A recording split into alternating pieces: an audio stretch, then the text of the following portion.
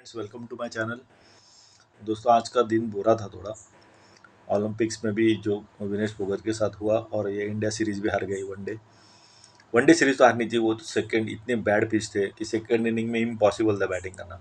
फिर भी India expose हो गई कि स्पिन के अगेंस्ट इंडियंस प्लेयर इतने अच्छे बोले जाते उतने है नहीं। वो रियलिटी है, सामने आ गई कि जैसे खेलना चाहिए था वैसे खेले नहीं। रोहित शर्मा अकेला रन कर रहा था, लेकिन वो भी टॉप पे कर रहा था। यही रोहित शर्मा अगर बीच में खेलता मुझे नहीं लगता इतना रन कर पाते, क्योंकि टॉप पे खेलना और मिडल में खेलना स्पिन विकेट पे बहुत ज़मीन आसमान का फ़र्क होता है।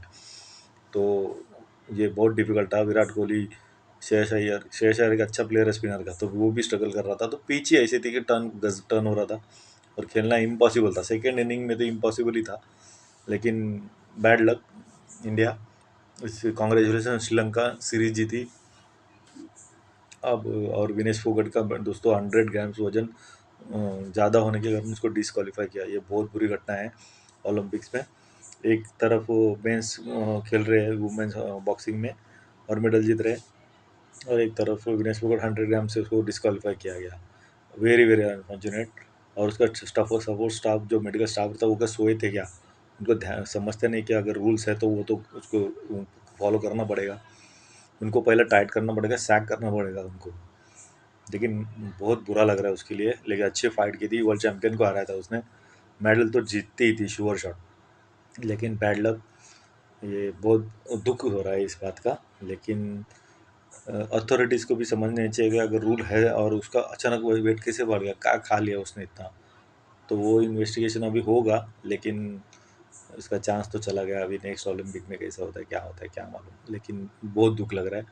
तो bad luck Vinesh Phogat, we are with you and Indian team and Gautam Gambhir and Rohit Sharma. Pathetic performance, batting flop हो गई है पूरी सीरीज में।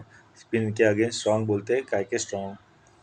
कोई स्ट्रांग नहीं हो आप एक्सेप्ट करो कि आप स्पिन के अगेंस्ट अच्छे नहीं खेले हो, इसलिए ये सीरीज आ रहे हो। और सेकेंड इनिंग में तो इम्पॉसिबल था खेलना इस पिच पे, लेकिन बैटिंग तो बुरे की है इस सीरीज में।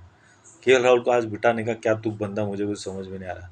एक टाइम एक बॉलर को कम करके एक केएल राहुल को खिलाते, तो केएल राहुल को बिठाना है नहीं। अरे केएल राहुल क्लास बैट्समैन है, ठीक है। कौन स्ट्रगल नहीं कर रहा था? सब स्ट्रगल कर रहे थे। केएल राहुल एक क्लास बैट्समैन है। ऋषभ पंत और केएल राहुल का बैटिंग में कंपैरिजन हो सकता है क्या दोस्तों?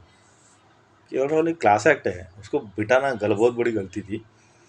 लेकिन एनीवे, ये तो चलो, ये बैलेटर सीरीज थी, इतना कुछ इंपॉर्टेंस वैसे देखिएगा तो है नहीं, था नहीं इसका सीरीज में। लेकिन फर्स्ट सीरीज थी गंभीर की, तो अभी चेंजेस होंगे देखते। तो आज का बहुत बुरा दिन था दोस्तों।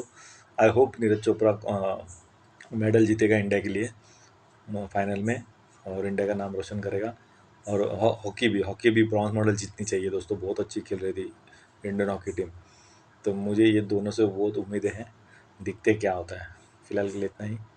जय हिंद।